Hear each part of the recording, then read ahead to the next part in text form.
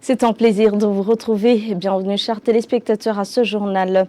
À la une, reprise de l'abattage des vaches ce mercredi à l'abattoir de Bujumbura. Les bouchers et acheteurs de viande se plaignaient dans l'avant-midi du nombre de bêtes abattues. Vous suivrez les détails dans ce journal. Et certains services qui ont été envoyés s'installer à Gitega, mais qui ne l'ont pas encore exécuté, ont été dénoncés par le secrétaire général du parti CNDD-FDD ce mardi. Selon lui, il y a à s'inquiéter pour ceux qui se rebellent contre les mesures prises par les autorités. Après une courte pause, les détails.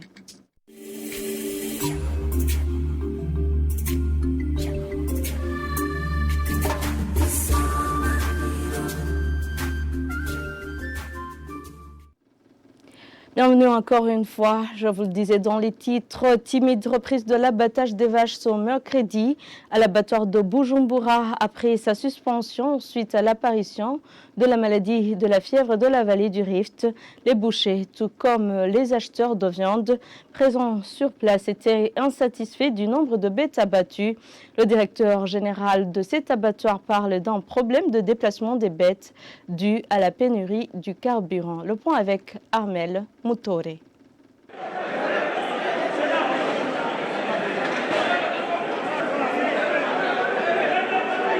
C'est dans les enceintes de l'abattoir public de Bujumbura, l'avant-midi de ce mercredi, où a été repris après 2 mois de suspension l'abattage des bovins. Ce boucher venu sur place s'approvisionner en viande, se plaint de l'effectif moins important de bovins abattus, tout en pointant du doigt la non-ouverture des marchés de bétail à l'intérieur du pays, comme à l'origine de cette timide reprise de l'abattage de bovins.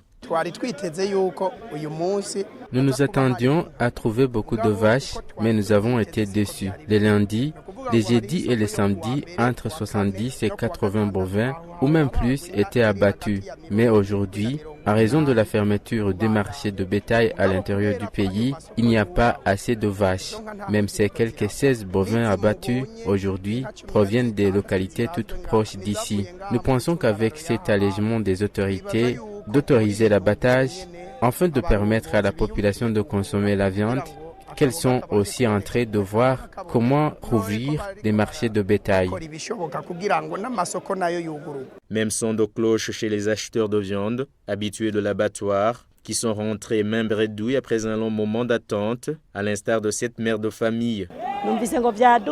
Nous entendons dire que le prix d'achat est de 13 000 francs le kilo pour les grossistes, tandis qu'il est de 16 000 francs pour les détaillants dans différents marchés. Pour nous qui avons peu de moyens, avec l'achat de la poudre de manioc et de la tomate, la ration revient à 20 000 francs bout.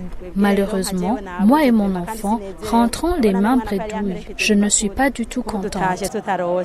Bouchers et acheteurs de viande, tous ensemble demandent que les marchés de bétail de l'intérieur du pays soient autorisés à rouvrir et travailler normalement pour satisfaire la demande. Du côté de la Direction générale de gestion de l'abattoir public de Bujumbura, la reprise timide de l'abattage de bovins est en grande partie due à la pénurie de carburant observée ces derniers temps, ce qui a occasionné un problème de transport des bêtes de l'intérieur du pays vers Bujumbura, et tranquillise par ailleurs les consommateurs que d'ici la semaine prochaine, la viande sera disponible en quantité suffisante sur les marchés. C'est le premier jour, ça se comprend. Je crois que d'ici 2 ou 3 jours, la situation va se normaliser. Seulement, d'après ce que les commerçants de bétail m'ont dit, ils ont un problème de transport lié à la pénurie de carburant. Pénurie de carburant qui sévit depuis quelques mois ici à Bujumbura. Bon, je crois que maintenant ils peuvent être tranquillisés. Ils vont bientôt avoir leur morceau de viande.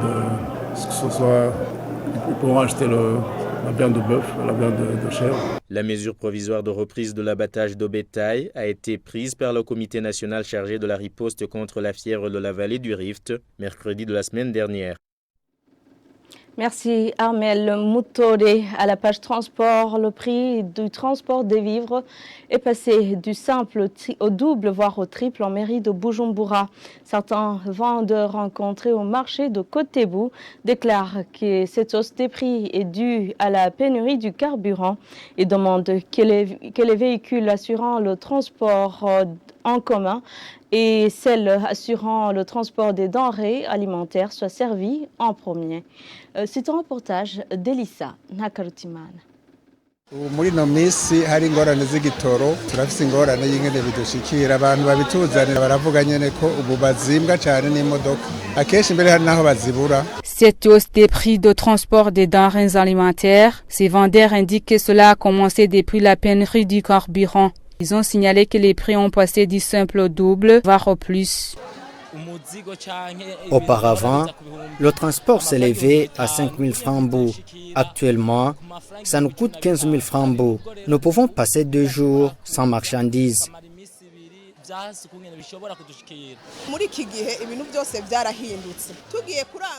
Maintenant, les choses ont changé. On observe à la fois la hausse des prix sur l'achat et sur le transport. Le transport qui était à 20 000 francs bout, actuellement, il est à 40 000 francs.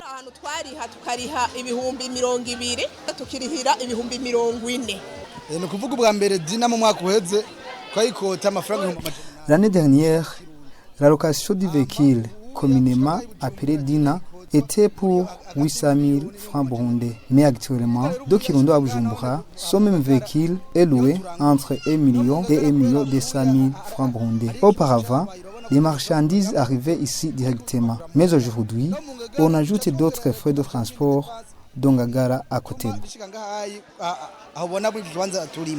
Il demande aux autorités de prendre en main cette problématique car aucune activité se déroule à la normale. Nous demandons au gouvernement de fournir un effort en augmentant une quantité de carburant pour les véhicules assurant le transport. La côte est bonne. La question est toujours son manque de carburant. Cela explique que les propriétaires des véhicules assurant le transport des denrées alimentaires devront augmenter les frais de transport. Que le gouvernement prenne ce problème en main, car le développement de la population ayant des ressources limitées est impossible.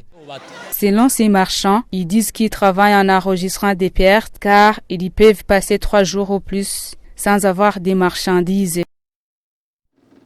Et le secrétaire général du parti CNDD-FDD dénonce certains services qui ont été envoyés s'installer à Gitega, la capitale politique, mais dont les bureaux restent toujours à Bujumbura. Il l'a dit ce mardi 2 août lors des cérémonies de commémoration du 7e anniversaire de l'assassinat du général Adolphe Nshimirimana. Pour Révérien Dikurio, il y a à s'inquiéter pour ceux qui se rebellent contre les mesures prises par les autorités. Suivez-le. Il y a encore des choses à réorganiser. Pourquoi est-ce que les sociétés para-étatiques n'affichent jamais de bénéfices? Pourquoi on somme tel service d'aller s'implanter à Gitega, mais que les responsables refusent de s'exécuter? Nous avons décidé que nous ne leur donnerons plus cette injonction, mais plutôt que nous allons nommer ceux qui sont prêts à exécuter la mesure. Tenez, seul le Sénat vient de passer au moins 3 ans à Gitega et les autres se croient plutôt malins. On leur demande de monter, mais ils refusent. Moi, quand j'ai décidé d'implanter le Sénat à Gitega, certains m'ont taxé d'être un assaillant. Mais sachez que quand il y a des gens qui se rebellent aux décisions prises, c'est qu'il y a déjà un hic.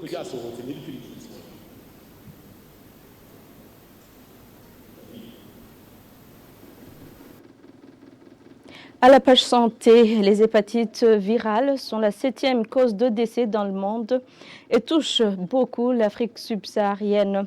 C'est ce qu'a indiqué ce mercredi le directeur du programme national de lutte contre le sida. Au cours d'un atelier média, le docteur Aimé Ndaïzeye a montré que les hépatites B et C constituent un réel problème de santé publique et restent malheureusement méconnus de la population. Suivez-le. Les hépatites B et C qui sont les plus dangereuses parce que quand la personne est infectée, elle peut porter pendant longtemps ce virus. Et là, je signale souvent, sans aucun signe, elle peut porter pendant longtemps ces maladies. Et là, le danger, c'est que quand le portage dure très longtemps, on peut aboutir à des complications telles que la cirrhose. Les gens, comme je l'ai montré, ils vont développer l'acide. On peut même arriver à avoir le cancer 10 fois. Et comme on l'a précisé, les hépatites sont la 7e cause de décès au niveau mondial. Vous comprenez que c'est vraiment un réel problème de santé publique. Et comme vous l'avez vu aussi, c'est que c'est beaucoup plus l'Afrique subsaharienne qui souffre beaucoup de ces hépatites virales. Et au niveau du Burundi, les études parcellaires qui ont déjà eu lieu montrent que autour de 4,8% de 6% de la population burundaise a l'hépatite virale B, au moment où autour de 8,6% de la population burundaise a l'hépatite virale C.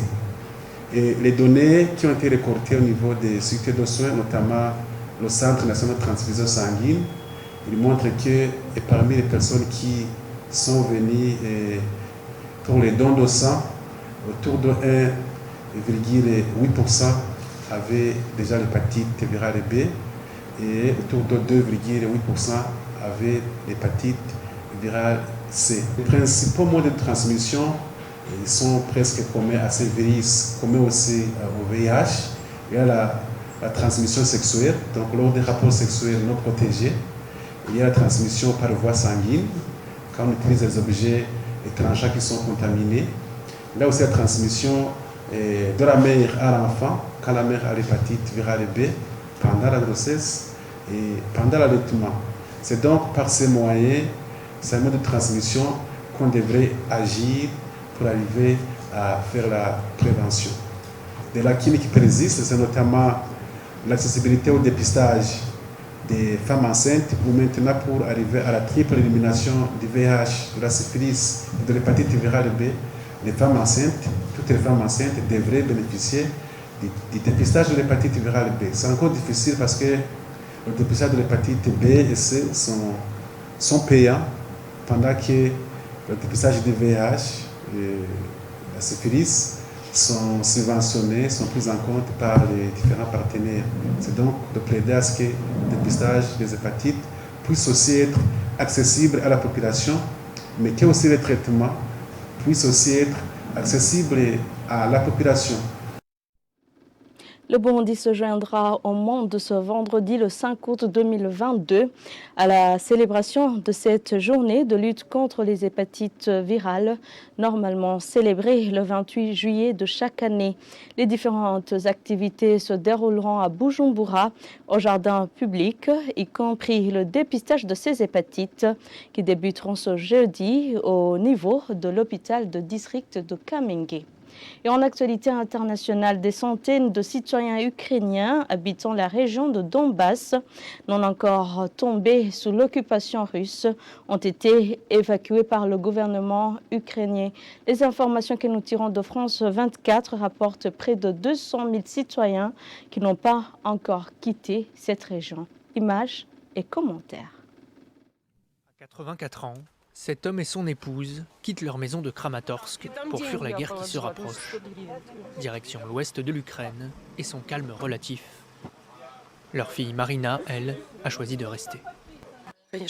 Ça a été une décision très difficile. Je pense que c'est peut-être la dernière fois que je les vois. C'est nécessaire d'évacuer. Mais où vont aller les gens? Comme les parents de Marina, ils sont des centaines à se presser sur le quai de cette gare. Des vieillards, des enfants, des familles. Les autorités de Kiev ont affrété ce train pour leur permettre de fuir la région. Je ne suis pas parti avant parce que je ne voulais pas quitter la maison. Ma femme est partie en mai, mais ces derniers jours, les bombes tombaient jour et nuit. Tout le monde est parti. J'étais presque seul dans ma rue. Ma femme m'appelait tous les jours. « Pars, pars !» Donc je me suis décidé aujourd'hui. 500 km plus à l'ouest, les déplacés sont accueillis par des médecins, des psychologues, mais aussi la vice-première ministre, qui supervise les opérations. Irina Vereshchuk veut convaincre les civils restants de quitter la zone. Certaines personnes disent par exemple qu'elles n'ont plus de courant depuis février. Nous ne devons plus attendre, nous devons convaincre tout le monde d'évacuer. Nous devons encore évacuer 50 000 enfants de Bakhmout, Kramatorsk, Sloviansk, toute la partie qui n'est pas sous occupation.